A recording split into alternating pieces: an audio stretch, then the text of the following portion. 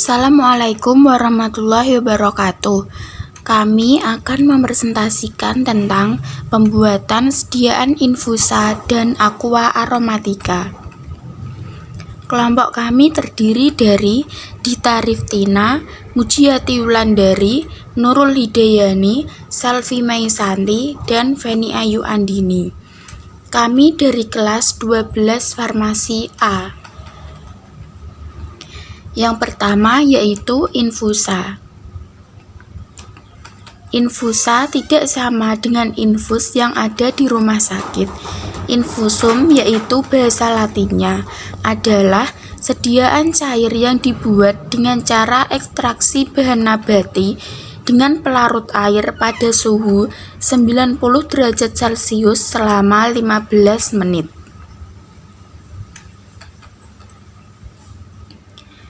Infusa dibuat dengan cara yang pertama membasahi bahan bakunya.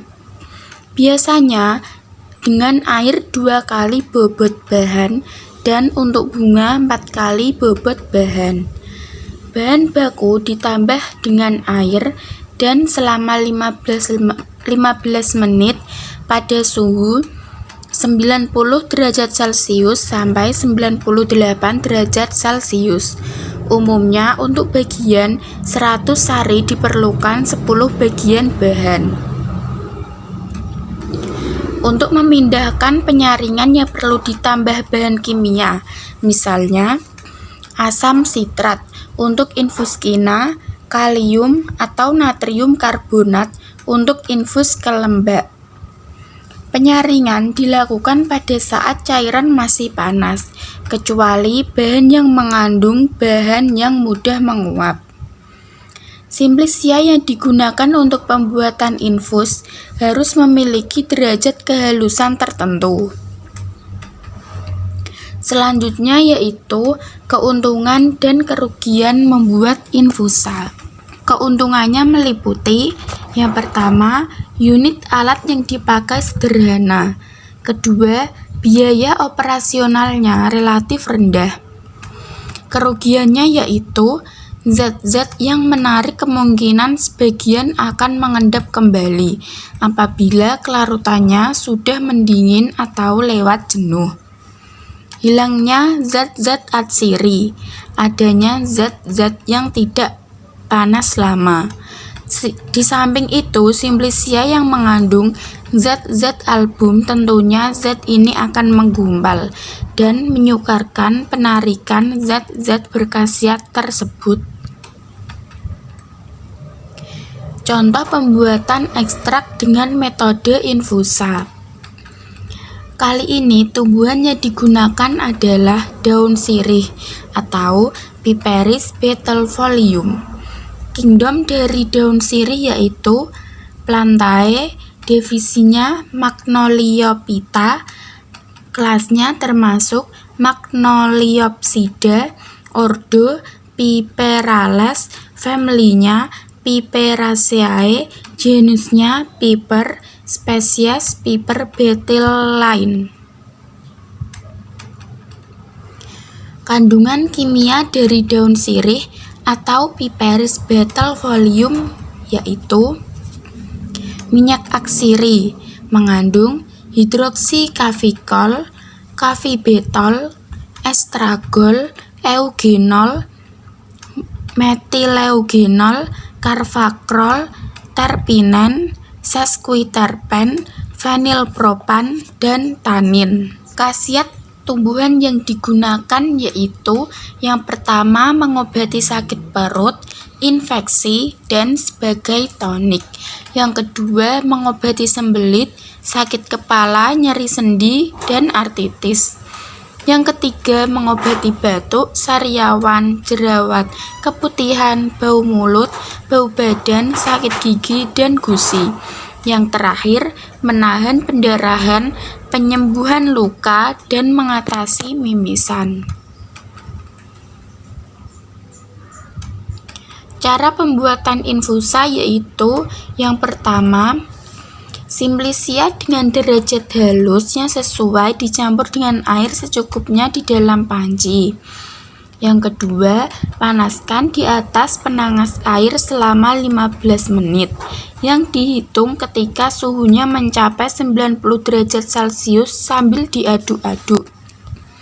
Maksudnya yaitu jika suhunya sudah mencapai 90 derajat Celcius, maka baru dihitung awal mula selama 15 menit. Yang ketiga, sekai selagi panas menggunakan kain flanel, hanya menggunakan kain flanel. Yang keempat, tambahkan air panas secukupnya melalui ampas hingga diperoleh volume infus yang dikehendaki. Jumlah simplicia dalam pembuatan infusa ada 2. Yang pertama, simplicia bukan berkhasiat keras membutuhkan 10% simplicia. Yang kedua, simplicia berkhasiat keras. Jumlahnya sesuai tabel. Selanjutnya,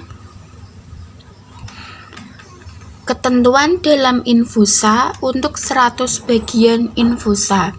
Simplicia yang pertama yaitu kulit kina. Jumlah simplicia yang dibutuhkan yaitu 6 bagian.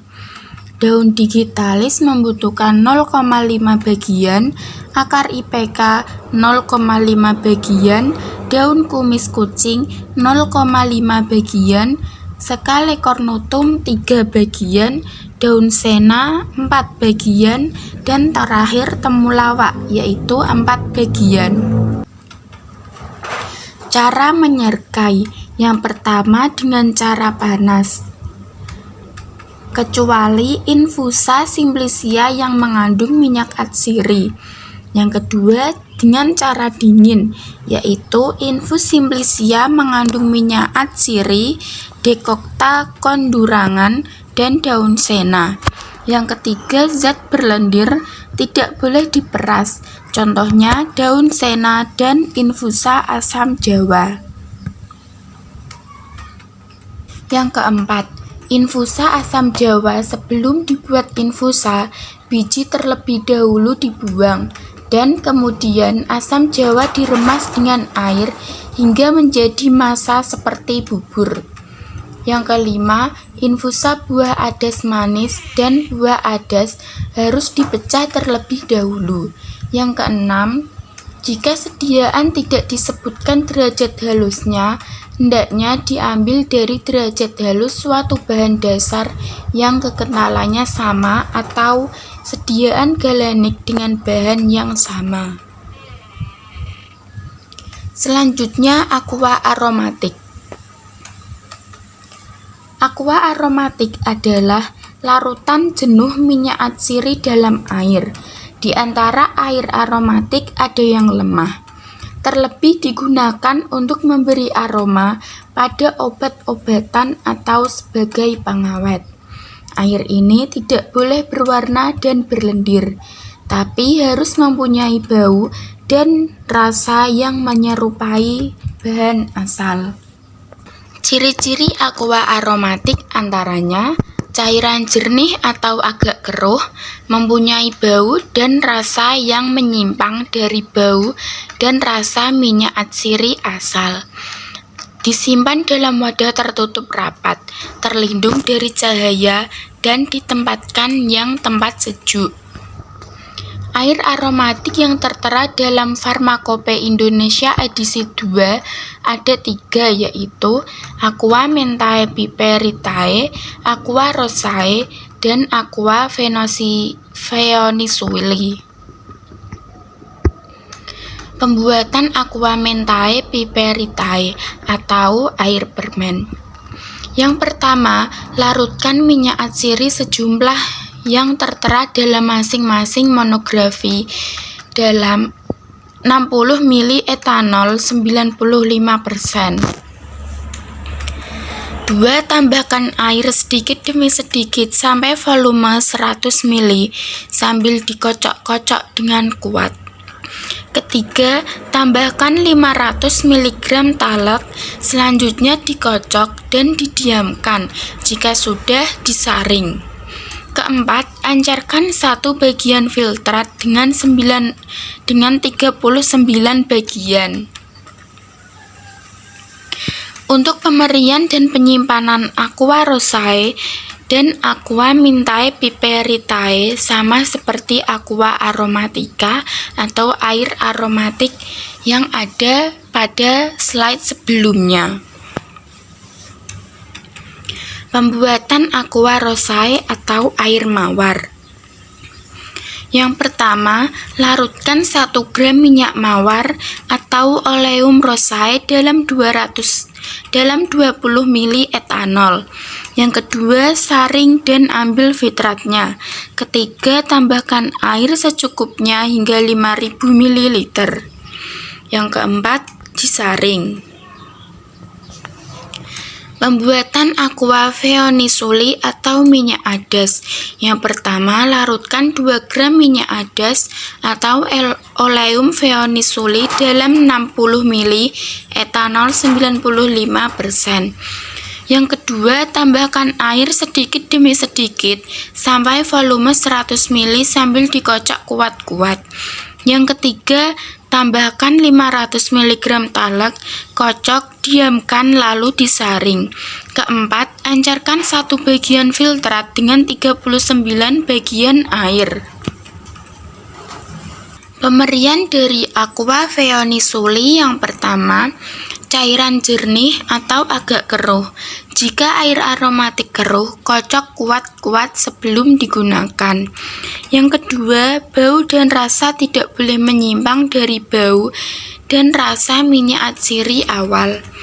Penyimpanannya yaitu jangan disimpan di tempat sejuk karena etanol menghablur. Jadi disimpan pada suhu kamar. Jika keruh, kocok dulu sebelum digunakan.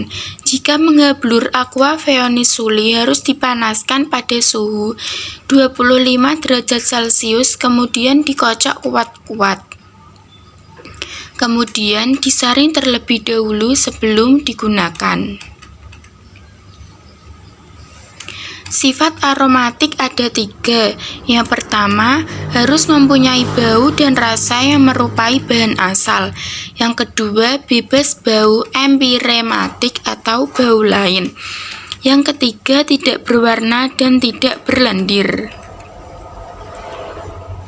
Itu dia materi infusa dan aqua aromatica. Sekian dan terima kasih.